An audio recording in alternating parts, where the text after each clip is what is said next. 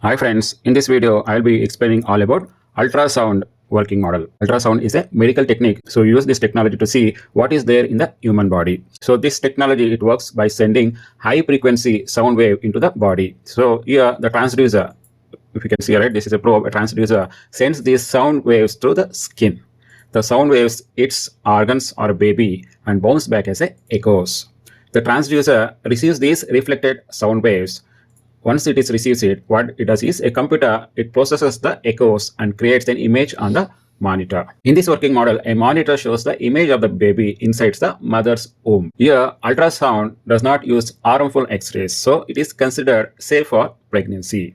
The doctor uses ultrasound to check the baby's growth and health. So we can also use this ultrasound machine to examine internal organs like heart, liver, kidney, gallbladder. And also this ultrasound helps the doctor to detect is there any injuries happen inside the body, or do you have any stones, or do you have any cyst or any other medical problems. We can easily find out using this ultrasound machine. And even if you wanted to do any medical procedure, we can easily do using this ultrasound working model.